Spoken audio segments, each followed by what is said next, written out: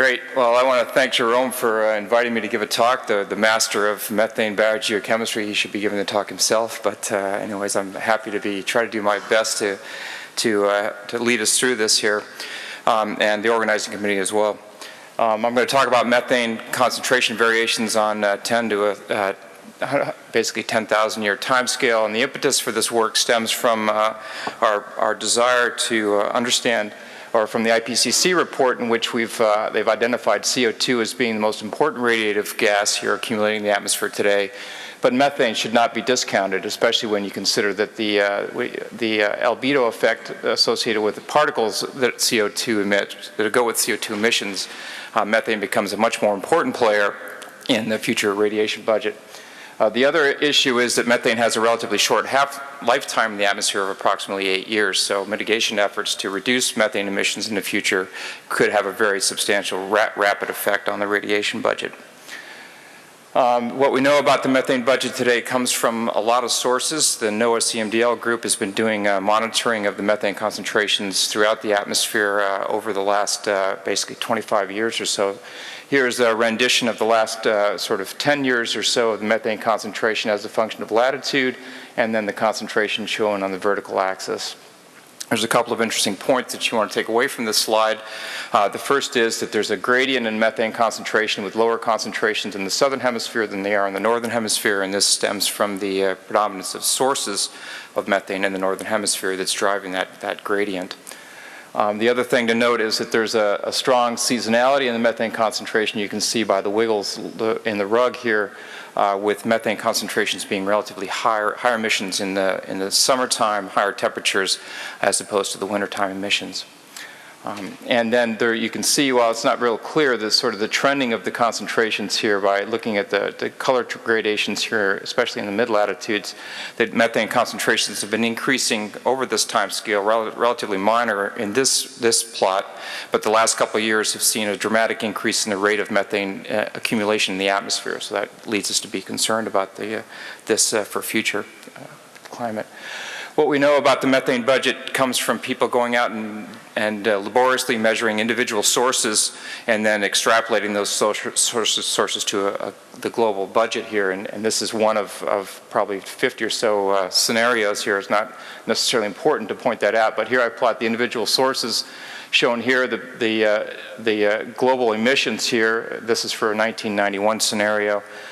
Shown here, and then the percentages in the last column totaling about 500 teragrams of methane being emitted each year. The anthropogenic emissions here are totaling about 350 teragrams, or about 70% of the total emissions in 1990.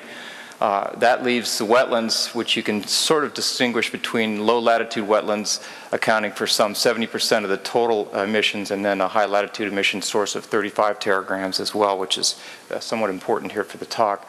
I've lumped the biomass burning into the anthropogenic. That's not necessarily true. There are natural sources from biomass burning that can fit between these two boxes for a total of 500 teragrams. The primary sink of methane in the atmosphere is OH, tropospheric OH field, which accounts for some 95 to 98% of the total OH destruction.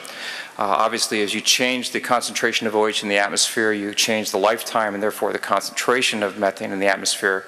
And there's sort of two camps out there that are arguing a little bit about whether or not OH field changed on glacial and interglacial timescales. The AGCM people have done some simulations arguing that the OH field is probably relatively constant, and you've got another set of people camp here who are arguing for reduced volatile organic carbon emissions during the glacial period, which would have increased the OH field and therefore drawn down methane concentrations. At this time, there's no consensus as to where that's going. There's a lot of work that needs to be done to identify that and get to the bottom of that impact on the methane budget on glacial and interglacial timescales. If we look at the methane concentration over the last 800,000 years from the Epica record here, you shown in green at the top here, along with the temperature oscillations from Antarctica and CO2 shown here. Just an amazing plot. You know, you can't show this plot enough in the world.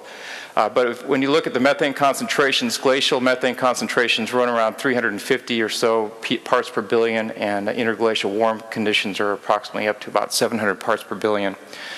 So that's a very large change in the concentration. You can see quite clearly now that there's tight correlation between methane and temperature on almost all time scales, as well as CO2 to a somewhat different extent here. But you can see pretty clearly, and when you do the Fourier transforms, that methane has a lot of variance concentrated in all Milankovitch frequencies here. So very, very nice correlation. If we now focus on the last 100,000 years here and blow that up and look at that in detail, I want to initially draw your attention to the Vostok record here shown in blue. This is actually Jerome's PhD thesis and was the first full record of methane concentrations covering a full glacial period.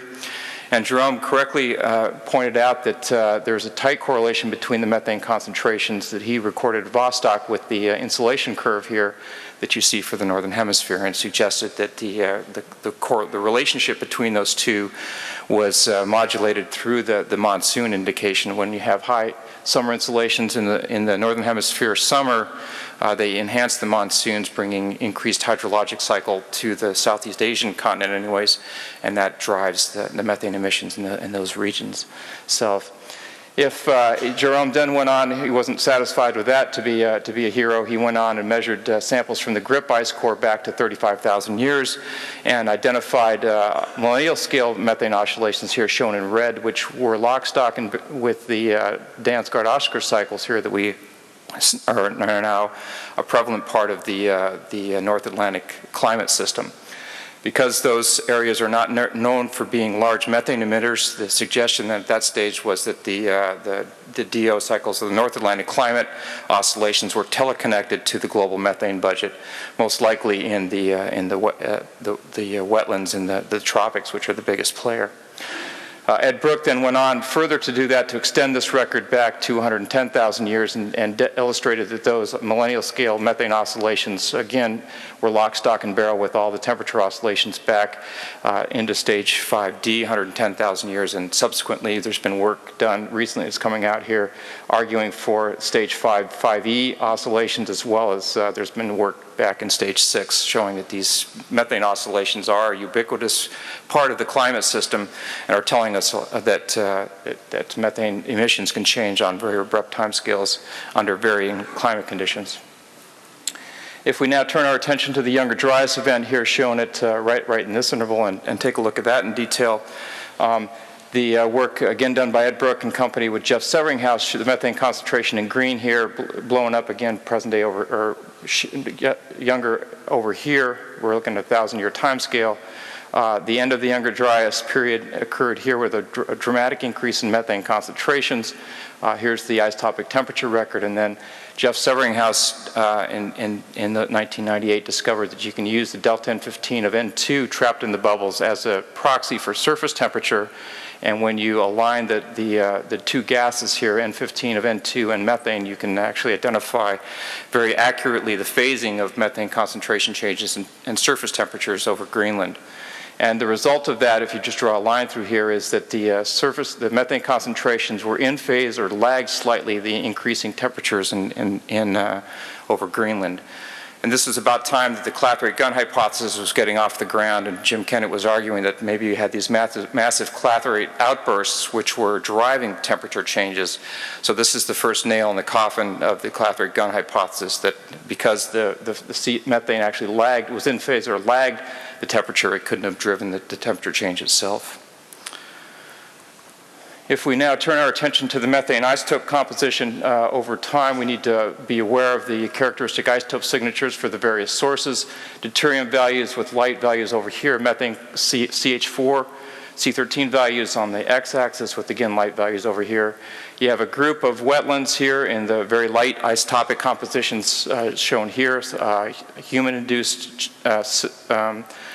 sources run in here. We've got a petroleum source up in here, relatively heavy values, biomass burning situated over here to the right, relatively enriched values in both C13 and deuterium, and then the clathrate story is shown up right in here. If you use these values, characteristic isotope values, and the present day flux from the table I just showed you, you can actually calculate an isoflux value for present day or pre-industrial values. And then the idea is we go in the ice core and measure the C13 to deuterium and methane and see how we move within this field to try to understand whether potentially any one of these sources is contributing to the observed isotope changes that we see. So this is a compilation of data for the last 20,000 years, with present day values being over here. Methane concentration for our metric here for the atmospheric concentration from, in this case, grip core. The delta C13 values are shown in the middle diagram here, with heavy values are down in this case here. And this is the work of Hubertus Fischer and company, showing that the glacial values for delta C13 are on the order of minus 43 per mil, very enriched, and then a gradual decrease during the transition and folding nicely into some work that I just finished up on the GIS-2 ice core covering the Holocene. The deuterium data is the same way. Heavy values are down, light. We see a general correlation with enriched values during the glacial period, transition period, and then some very noisy deuterium data during the early Holocene from the GIS-2 core, which I'm guessing now, or anyways, that's the brittle ice zone in the GIS-2 core. It's not all of the story, but it's at least part of the story. And then a very interesting oscillation in deuterium here between 4 and 1,000 years before present, which I could speculate until the cows come home, but I really can't explain very well. The thing to point out is that there's a first order correlation between C13 and methane concentrations over the transition, but the Holocene methane bowl here does not have a corresponding change in the C13. So that tells us that there's probably different factors going on here that we have to explain, makes the explanation a little bit more complicated than we might like here. The explanations for the enriched delta values during the LGM are fourfold. We have Hubertus's work using Monte Carlo simulation and the methane isotope values that he measured there, arguing for relatively high biomass production throughout the termination, but that during the LGM you basically shut down the wetland emissions to near zero and decrease the lifetime correspondingly. That's number one explanation. The Bruce Luyendijk and Jim Kennett, we cannot discount those guys as being a potential player in the LGM. If you increase geologic emissions to a rather substantial amount of methane coming out of these seeps, they could easily account for the methane isotope composition. You have to reduce emissions or lifetime in other places to account for that, but it's a viable explanation for the isotope records that we've seen.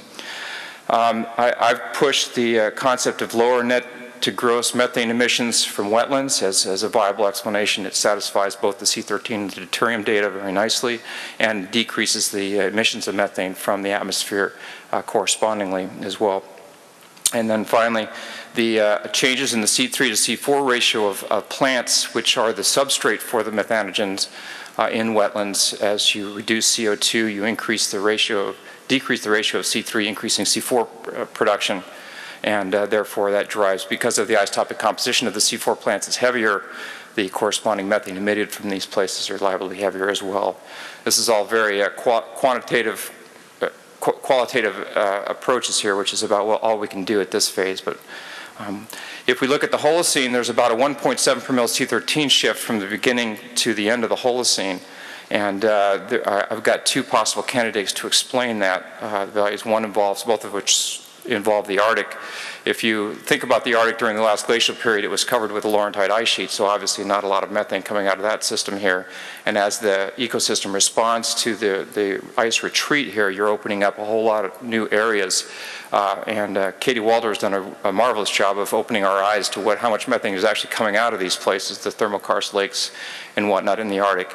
And she's got a number for 24 teragrams of methane coming out of these systems during the present day value. So the question is, when in the history did those lakes become active, and are they becoming more active with time?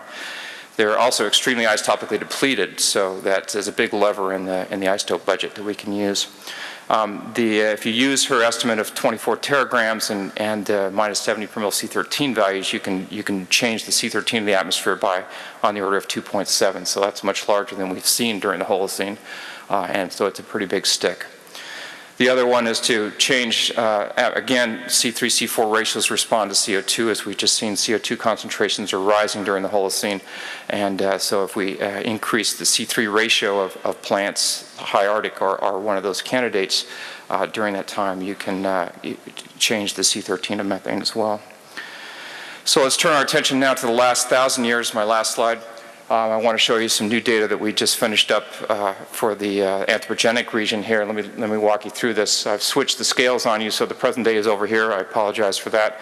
And I've also switched the isotope scales, so lighter values are now down in this, both the C13 plot and the deuterium plot. Light values are on the bottom here. Again, methane concentration over this time scale beginning increasing in the late 18th century to the present day from the Law Dome record. For anybody who's interested in learning a lot more about methane, you can see Logan Mitchell right here. He's the guy handing out the microphone. He's got a nice poster, and will tell you a lot more about methane concentration changes from that he's done high resolution throughout this interval. From the same core that we did the C13 and deuterium values here. The Dominique Ferretti and company measured the red delta C13 values here from the Law Dome core. You can see relatively high values here for the pre-industrial period, which were quite anomalous and difficult to understand. Dipping as you get into the 15th or 16th and 18th century here, you get this drop in delta C13, which is occurring during a period of time when we have very little change in the concentration. So it becomes a very difficult beast to try to explain easily with an isotope budget. They suggested that the drop here was due to decreased CO emissions, biomass burning, which was documented or supported by the CO concentrations they measured there during this period, associated potentially with contact of Europeans in the Americas. And then the turnaround here as we get into the early industrial period associated with, again, anthropogenically introduced light carbon C13 values. John Mishler, who's a student at Penn State, working with Richard Alley and myself, we worked on the delta C13 of methane and deuterium of methane from the waste divide core. So our blue data points now are C13 data, and you can see that they overlap real nicely with the Ferretti data, suggesting that you're at two different labs working on two different ice cores coming up with roughly the same data set. So that's convincing that we've got a pretty good handle on what the delta C13 of atmospheric methane looked like over the last 1,000 years. John added the deuterium data here, which is, as you can see, this is brand new, and you can see that generally has the same shape of as did the C13 with the lighter values in the 1800s or thereabouts. Timing is a little bit off. Data are, as I said, brand new. And what John and Richard primarily did is to take the deuterium data, the C13 data, and the concentrations and run a Monte Carlo simulations to look at all the possible explanations of emission stories that would satisfy the deuterium, C13, and the methane concentration. And the results of that Monte Carlo simulation, which were focused on this period as contrasting to this period here, suggest that you need to reduce biomass burning slightly during that period of time, but not as much as the Ferretti group wanted. But the more important aspect of it is that you could actually tie a lot of this dip in the C13 and the deuterium to increased agricultural emissions from population increases over that time.